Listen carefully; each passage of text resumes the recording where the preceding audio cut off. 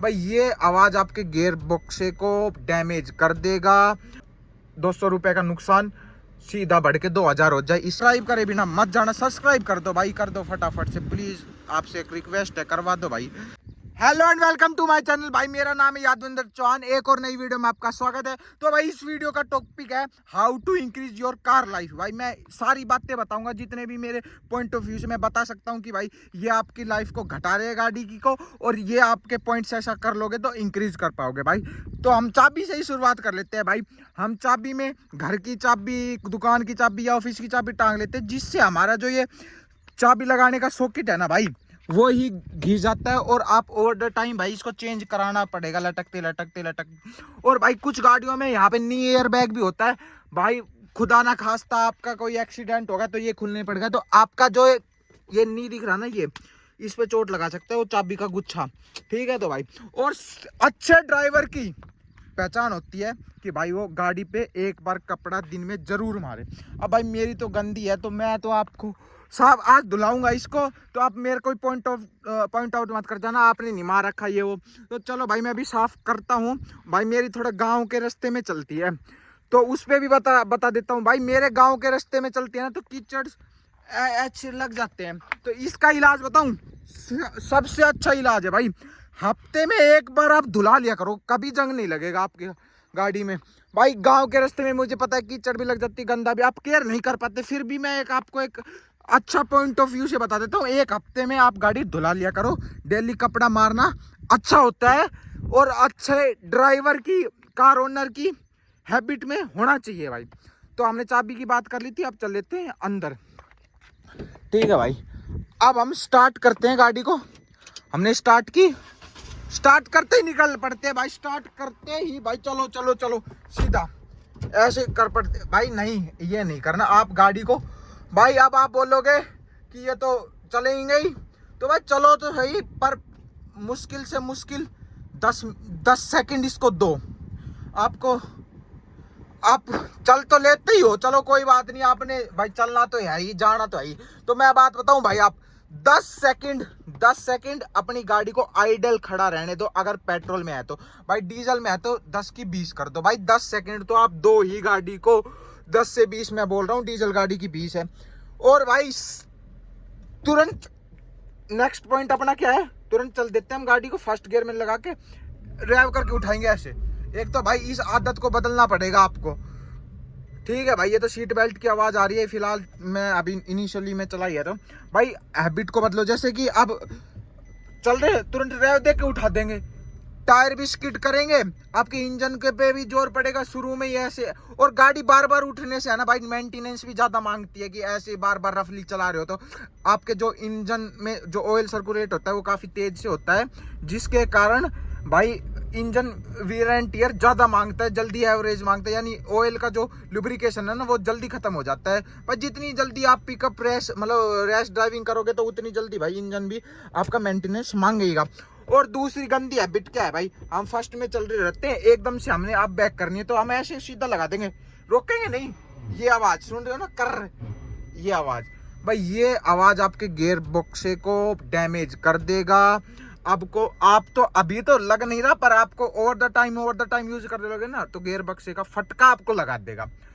दूसरी हैबिट भाई सुन लो, अब हम चला रहे हैं गाड़ी, ट्रैफिक आ गया, ट्रैफिक में हम आलस के चलते हुए सेकंड गियर में ही पिक कर लेते हैं गाड़ी को। गाड़ी है भाई फर्स्ट गियर नहीं लगाते, थोड़ी सी रेस देके आलस के चलते ही पिक कर लेते हैं सेकंड गियर में। वो बिल्कुल गलत है भाई। क्यों गलत है, आपकी जो क्लिच प्लेट है ना वो जाती है, आप क्लिच पे ही प्रेशर रखते हो सेकंड गियर उठाने के लिए। क्लिच को आप हाफ छोड़ के रेस देते चल रहे हो, तो क्लिच पे जोर आने से आपकी क्लिच प्लेट जा सकती है, जो 1 लाख चलनी होगी वो भाई 80,000 चल जाएगी। ठीक है भाई, नेक्स्ट पॉइंट अपना भाई क्या होता है, अगर आपकी गाड़ी में कुछ भी नॉइज आ रही है चलते टाइम, तो भाई आपका इग्नोर करने का हक नहीं बनता। इग्नोर मत करो भाई उसको, एक शांत ऐसे रोड पे लियाओ, बिल्कुल सिंपल से पे शीशा नीचे करके आराम से आगे बढ़ाओ और सुनो आवाज को कि भाई बाहर निकल के कि किस में से आवाज आ रही है। इग्नोर मत करो, इग्नोर करोगे तो वो क्या पता भाई ज्यादा डैमेज हो जाए गाड़ी में। बार बार होने से भाई ओवर द टाइम धीरे धीरे आपका 200 रुपए का नुकसान सीधा बढ़ के 2000 हो जाए। इससे पहले आप मैकेनिक के पास, जो आपका जहाँ से सर्विस कराते हो, वर्क शॉप से कराते हो, जिससे भी कराते हो भाई, वटेवर, उसके पास जाके खड़े हो जाओ कि भाई मेरी यहाँ से आवाज़ आ रही है, ये ठीक कर दे। ये एक अच्छे ड्राइवर की पहचान होती है। मेंटेनेंस जल्दी रखा करो। और तीसरी बात, अगर आपकी गांव में रास्ते में चलती है ना, कच्चे में रोड्स पे नहीं चलती, जैसे नॉर्मली ऐसे रोड है उन पे नहीं चलती, टूटे फूटे रोड्स पे ज़्यादा चलती है, तो भाई आप एक मेंटेनेंस टिप है ये, इसमें अलाइनमेंट जरूर कराओ 3000 किलोमीटर पे तुरंत। वैसे तो चलो 5000 पे करा लेना चाहिए, आपके सिंपल रोड्स पे चल रही है तो भाई मैं आपको रिकमेंड करता हूँ 3000 किलोमीटर पे आप अलाइनमेंट कराओ, ताकि आपका जो टायर्स वियर एंड टीयर कम रहे, टायर कम घिसे। आपके जो टायर है वो 60,000 ही चले, नहीं तो भाई कम चलते हैं, 50,000 पे आ जाते हैं, 40,000 पे आ जाते हैं, कुछ के तो 30,000 पे आ जाते हैं। तो भाई वो अलाइनमेंट की वजह से होता है। और अलाइनमेंट की वजह से क्या क्या होता है, आपका जो ये हिस्सा ये ज़्यादा खाने लग जाएगा, क्या तो आपका ये बाहर का क्या अंदर का खाने लग जाए, वो इसी वजह से होता है।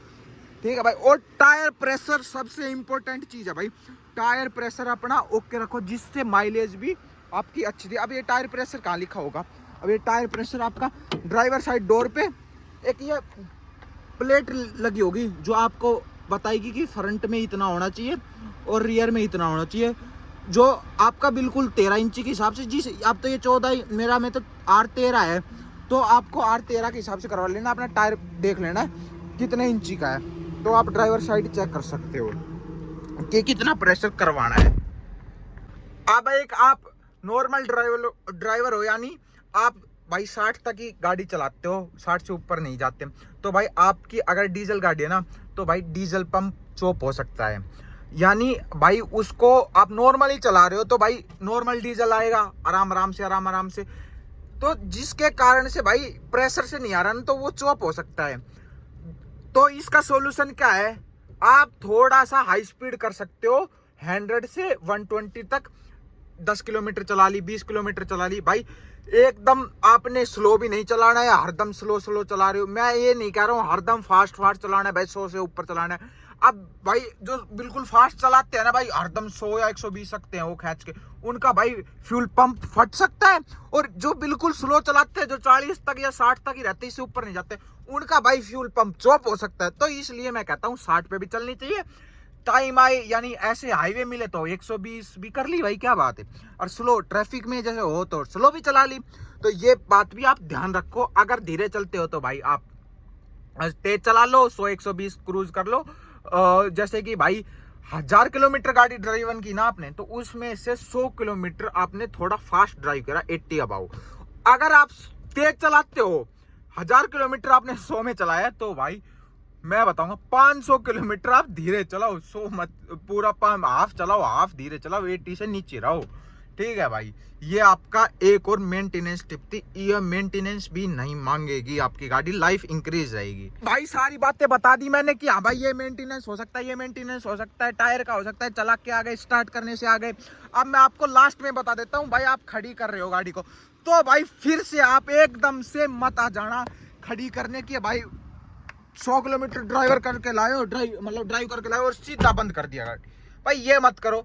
वो वाला होगा कि आप भाग के आए एकदम से वो कंबल ओढ़ लिया, ये नहीं कर पाओगे ना आप। इसलिए इसको भी फिर से 5 सेकंड, अब 10 तो आपने शुरुआत में की थी, 10 सेकंड आपको वेट करने लग रहा है। उस टाइम क्या होता था कि भाई आप उठ के सीधा पानी मार दिया, चल भाई। अब इसको ऐसे ही भाई सुला रहे हो तो, गाड़ी को रोक रहे हो तो आप 5 सेकंड वेट करो, फिर उसके बाद इंजन ऑफ करो, ताकि वो जो इंजन ऑयल है लेवल में आ जाए। ठीक है भाई।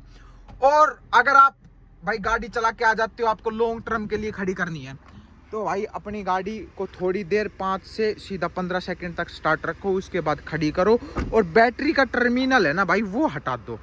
ठीक है, बैटरी का टर्मिनल हटा दोगे ना, जिससे आपकी बैटरी गाड़ी ड्रेन नहीं होगी। जैसे भाई आर्मी मैन है, डिफेंस के पर्सन है, तो वो भाई उनका गाड़ी का यूसेज हो जाता है 15 से 20 दिन का, उसके बाद भाई 2-3 महीने खड़ी रहती है। तो मैं उनके लिए बता रहा हूँ, गाड़ी को सबसे पहले क्लीन करवा के जाओ, अपनी पूरी गाड़ी क्लीन करवाओ, धूल नहीं रुकनी चाहिए, जिससे आपकी गाड़ी जंग नहीं पकड़ेगी। अगर आपकी मिट्टी ऐसी लगी रह गई और 2-3 महीने के लिए आप चले गए, तो भाई गाड़ी आपकी जंग पकड़ जाएगी, जिससे आप आओगे तो भाई जंग ठीक करवाओ, बहुत ज़्यादा परेशानी हो जाएगी। नई गाड़ी में जंग अच्छा नहीं रहता, तो इसलिए ना लगे तो गाड़ी धुला के अच्छे से जाओ।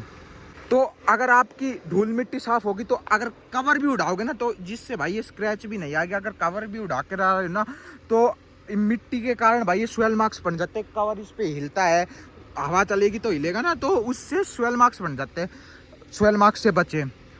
और टर्मिनल हटा दे, मैंने बता दिया आपको जो जो बात थी भाई, मैंने वो कवर कर दी जो मेरे पॉइंट ऑफ व्यू से लगी कि भाई ये गाड़ी की लाइफ आपकी इंक्रीज कर सकती है। भाई वो हैबिट में भी डाल लो। अगर वीडियो अच्छी लगी है तो भाई लाइक करें, सब्सक्राइब करे बिना मत जाना, सब्सक्राइब कर दो भाई, कर दो फटाफट से प्लीज़। आपसे एक रिक्वेस्ट है, करवा दो भाई सब्सक्राइब। वीडियो